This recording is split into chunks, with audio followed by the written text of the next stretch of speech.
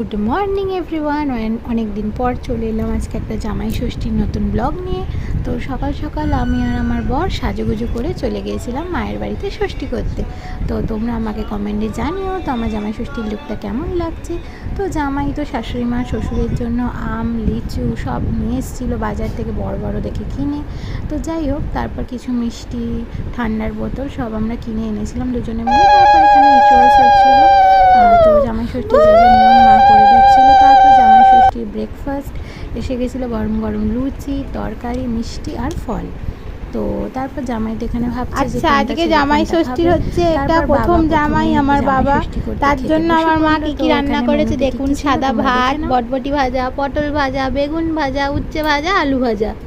আচ্ছা, এই পাশে আছে চিংড়ি মাছ, ইলিশ মাছ, পাবদা মাছ, মুড়িঘণ্ট, এটা নাকি মালাইকারি, পটলের দোরমা, চিংড়ি পটল, চিকেন কষা, মটন কষা, আর মাছের মাথা দিয়ে মুগ ডাল, ওটা এখনো দেওয়া হয়নি, দেবে।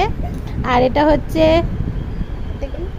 দই কাতলা আর মিষ্টি, আর এখানে চাটনি আর দই। আর এই এক জামাই বসে আছে, এই যে মা এখানে বকবক করছে, আর এক জামাই শুয়ে আছে।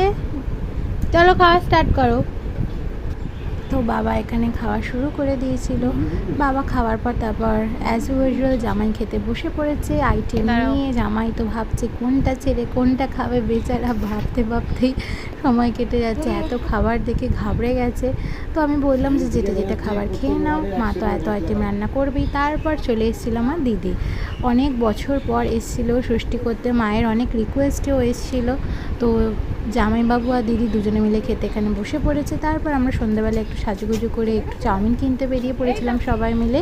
তারপর আমরা দোকান থেকে মিক্স চা, ওখানে আমার বোন ব্লগ করছিল, মিক্স চাও কিনে আমরা সবাই মিলে সন্ধ্যাবেলা এখানে আড্ডা দিয়েছিলাম। তো আজকের ব্লগটা কেমন লাগলো জানিও।